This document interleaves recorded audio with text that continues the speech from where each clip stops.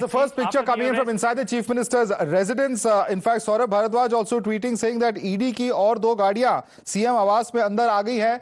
Priyank, inside pictures now from the Chief Minister's residence that show the large number of official cars that are there, in fact, outside. All right, there's Arvinder Singh Lovely has now reached the Delhi Chief Minister's residence. I understand. Let's cut across live to that. किस timing के ऊपर जो है वो action लिया जा रहा है जब चुनाव शुरू हो गए हैं, तो निश्चित रूप से लोकतंत्र के लिए एजेंसीज का मिसयूज जो है वो शर्मनाक है.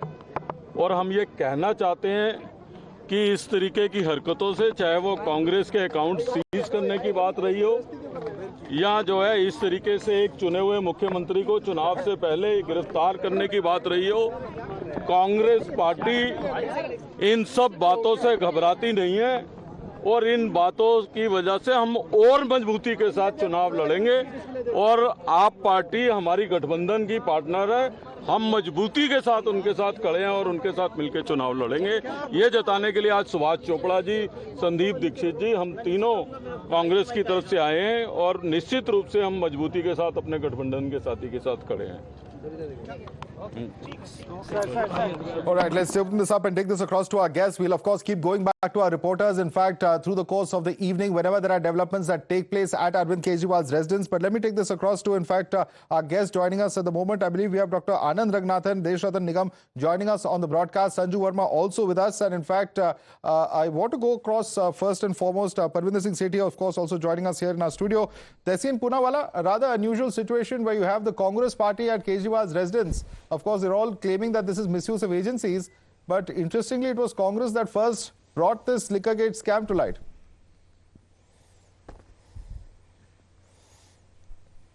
Yes, they did, and there's a lot to be answered in the Liquorgate. This was about a year and a half ago. Since then, not an iota of evidence has come in. Yes, I understand the defense will be high courts and Supreme Courts haven't given relief and not given bail, because they can't in an ED case, because you'll come up with some arbitrary number on a piece of paper saying 300 crores money trail found, 400 crores found, 100 crores found, and the presumption is you're guilty until proven innocent. So the entire trial continues. However, the bail does not include facts of the case, so it's almost impossible to get bail. Of course, one or two cases there have been exceptions to that, but even in those one or two exception cases, I can tell you personally, somebody's been given anticipatory bail in one case by the ED, they've been arrested in another case after being summoned. So it's terrible what the agency is doing. I just want to make two very important points. We are today on the eve of elections. One chief minister is in jail, another chief minister has been arrested right now. This is not a level playing field. The principal opposition party has got income tax notices from the 90s. There's a claim of 200 crores when income tax is exempt for political parties. It's not a level playing field. It's not correct. And all of these agencies should think what they're doing. Is there loyalty to the constitution or is it to the political parties? One thing, just one last line. I really hope tonight, for the sake of this great country, the Chief Justice and the Supreme Court stand up and stop what's going on. We need a level playing field elections. Of course, BJP could win if it wins. There's no harm in winning. But win free and fair. Don't do this. Don't throw people in jail. Are we heading to a one-party rule? Okay. Are we heading to a one-party rule? This is misuse of agencies. Sanju Verma, please respond to those concerns of Tehseen Poonawalla. Okay. You know, Madhav, I just have this to say. First and foremost, the Enforcement Directorate, and I'm sure Tehseen is aware of this, is a statutory body. Point number two, the Enforcement Directorate is not a handmaiden of the Modi government. Point number three, let's go back to the October 2023 judgment of the Supreme Court, given by Justice Sanjeev Khanna and Justice SVN Bhatti, where the Supreme Court has said, the Apex Court of India has said that tentatively a money trail of rupees 338 crore has been established in the liquor scam. Point number four, if the Supreme Court were convinced that there was no liquor scam to start with, my simple layman's logic, and you don't need to be a rocket scientist to know this or ask this, why is Manish Sisodia still in lockup? Why is Sanjay Singh still in lockup? Yadi liquor scam hua hi nahi. Why was Satinder Jain, who was out on bail because he was unwell, was asked to surrender and go back to Tihar? Yadi liquor scam hua hi nahi. My point number 5. As per section 21, 23, 45, 49 and section 50 subsection 2 of the PMLA, it says that the Enforcement Directorate has sweeping suo motu rights to arrest a person if it deems fit after the first 3 summons are not complied with. Look at the long rope given by the ED to Arvind Kejriwal. यहाँ पर 3 समन नहीं, समन दिए गए, and all the 9 summons, Arvind Kejriwal with rabid and brazen impunity decided to show the big finger, I'm sorry for the pejorative, to the enforcement directorate. Yeah. And last but not the least, Madhav, my simple question is this. How is it that if there is no liquor scam, I have never seen any of the Aam Aadmi Party people coming and saying that liquor scam hua nahi. All that they keep saying is that vendetta hai. I am telling you that the 17th March 2024, last Sunday ki press release by the Enforcement Directorate very quickly says 3 things. It says there was a 100 crore quid pro quo between Yes. K. Kavita, Arvind Kejriwal and the Aam Aadmi Party. It says that there have been 5 supplementary, Yes, I actually complaints referred to filed, that in great prosecution detail when we complaint. opened this bulletin, Sanju Verma, so please bear with me. But there is some breaking news coming in as well. In fact, the lawyers of Aam Aadmi Party say that they've approached the Supreme Court registry. They've been asked to wait. Let me take this question across to Piyush Joshi. Though Piyush Joshi, the ED press note is very specific and it mentions that Kavita and others conspired with Arvind Kejriwal and Sisodia for getting favors in the Delhi excise formulation and implementation, and in response to that, 100 crore amount was to be given. This was the deal that was struck between AAP leaders, including Mr. Kejriwal and Sisodia, and K. Kavita. K. Kavita arrested 6 days ago, and now Mr. Kejriwal has been arrested. How do you respond to that very specific charge? Piyush Joshi. You know, to all these specific charges, the legal team is going to respond in the court of law. As far as the ED is concerned, ED is acting as an executive as well as an extortion arm of the Bharatiya Janata Party, and it is very clear after the electoral bond debacle. What I'm here to say, I'm remembering an important statement made by the ex-Prime Minister Manmohan Singh ji about demonetization, that it was a legalized plunder. Was it legal? Maybe. Was it a plunder? Certainly. So today's arrest, ED, I call it legalized atrocity. Is it legal? Maybe. Is it atrocity? Certainly. Because today we have seen the top brass of the Congress party coming out and saying that their accounts have been frozen. And now you freeze the accounts of the largest opposition political party, and you arrest the convener of the fastest growing opposition political party. What do you want? What are you so afraid of if you are winning 300 plus seats? Okay, many hands going up. I'm going to let Dr. Anand Raghunathan respond to that. The Congress's accounts are frozen. The Chief Minister of Delhi is being arrested. This is happening after the elections have been announced. It's a clear attempt at targeting the opposition. It's not just these two parties, but several opposition party leaders, including Mr. Stalin, Akhilesh Yadav, Sharad Pawar, to name a few, who are also echoing that sentiment. Dr. Raghunathan.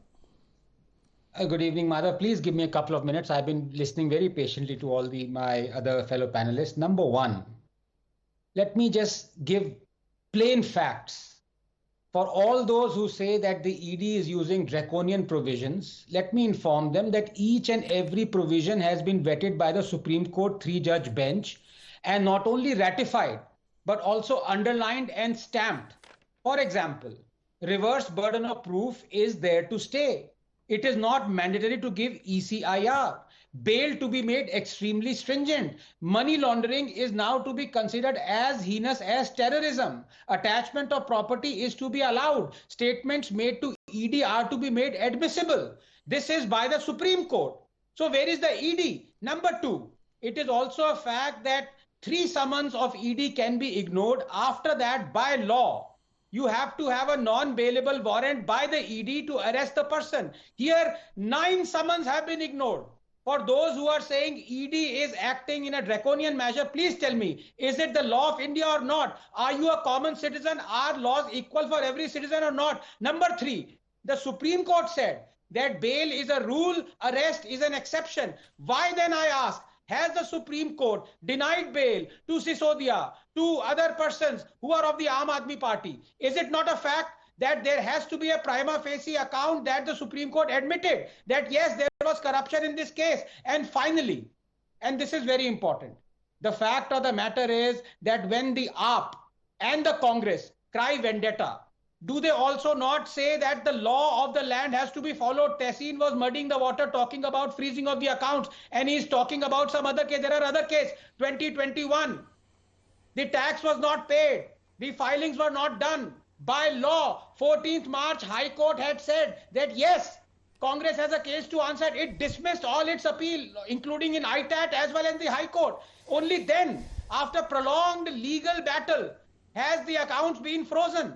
Now I ask you, if a common citizen does not pay income tax, does not do filings, if a common citizen ignores an ED summons, what happens? The person would be arrested, locked, and thrown in solitary with the keys thrown away. I'll answer that. But apparently, for Congress, for Aam Aadmi Party, the rules are different.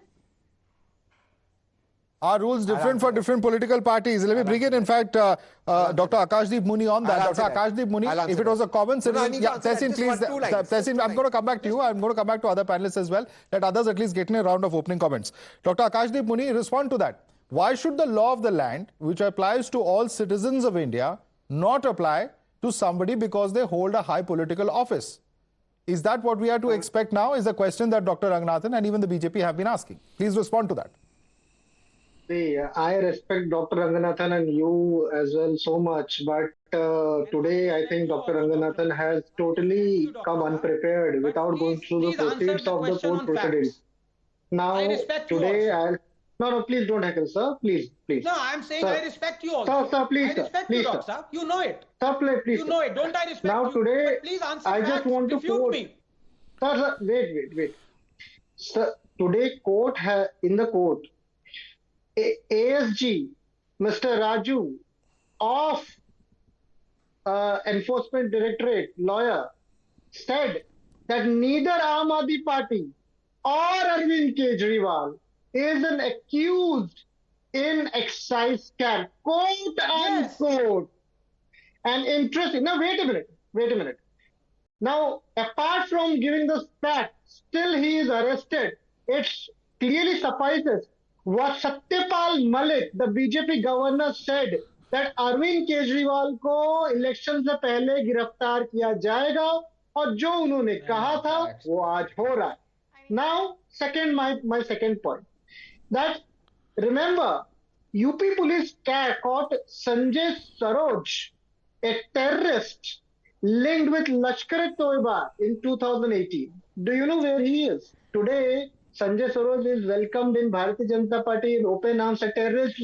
Let's stick to the subject at hand, please. I'm requesting you. If we start doing this, then every party and every politician will, every panelist will start bringing in different examples. Let's stick to the issue at hand. You've raised a pertinent point about what the ASG said in the court, and I want to bring in Deshratan Nigam, though I believe the bench also asked that until and unless you attend the summons, how will you know what document is required, etc. Were comments, I believe, that came in from the bench as well. But let me bring in Mr. Deshratan Nigam to respond to you on that point. If the ED in the morning said in the court that Kejriwal's not an accused, how has he suddenly been arrested? Is the question coming in from Akashdeep Muni. Please respond, Mr. Nigam.